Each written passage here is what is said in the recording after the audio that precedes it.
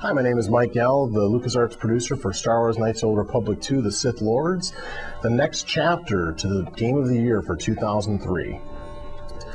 This game is set about 5 years after the events of the first game, which is still roughly 4,000 years before the time of the movies. And I'll get a little bit more into the storyline of Knights of the Old Republic 2, The Sith Lords later on in the demo, but you'll learn the full story when we launch in February 2005 on the Xbox and PC. This first area that we're going to see is the planet Telos, which was mentioned in the first game, but we never actually got a chance to explore it.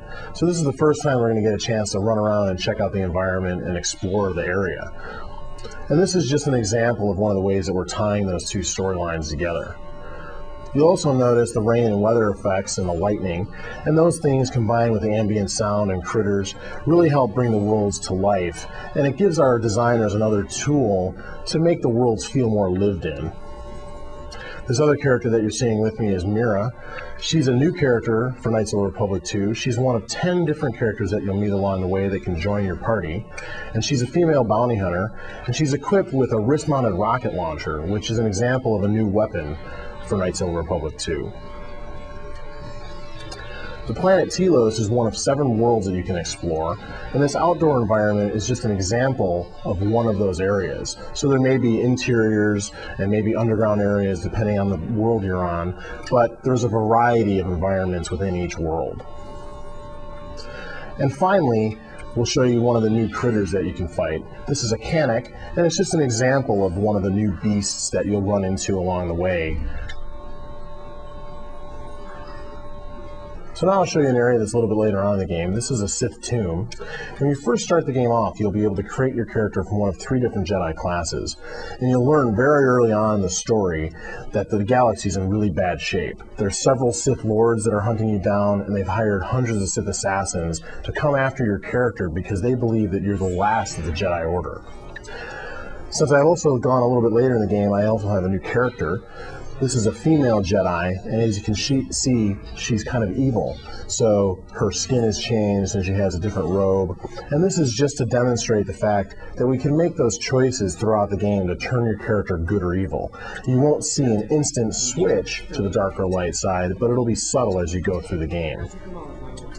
We'll also be able to affect the characters in your party. So not only will your main character begin to show effects of the dark and light side of the Force, but so will characters in your party. We've added over 60 new feats and force powers to the game. This is an example of one of them called Force Sight. This allows you to see through doors and also see the alignment of characters around you. So my character is glowing red, that means that she's evil. The other characters are gray, which means they're neutral. And if they were good characters, they'd be glowing blue. And this is useful if you're in an area like a cantina or a crowded marketplace and you want to use that to get some pre-sight into what's going on next. You might find an evil merchant or something that you can talk to. Well, in addition to passive force powers such as Force Sight, we also want to have offensive ones like Force Crush. And Force Crush is a very evil force power that allows you to literally pick up and crush an enemy with the power of the Force. You can see them lifted off the ground and then take massive damage from that attack.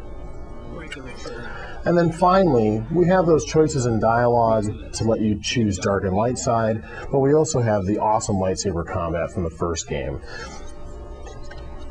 We've added to that this time by adding more animations, more combat moves, and more spectacular attacks for your character. So I'm just going to pick an evil choice and go right into combat with these guys and fight them. And as I choose different attacks, critical strike, flurries, etc., I'll get different animations as my character gets more powerful and gains levels. So you'll see the player change as they go throughout the game. And that's very important visually for the player to see their character get more and more powerful. So that's just a quick look at 2 of the over 70 new areas in Star Wars Knights of the Republic 2, The Sith Lords, scheduled to come out on the Xbox and PC in February of 2005.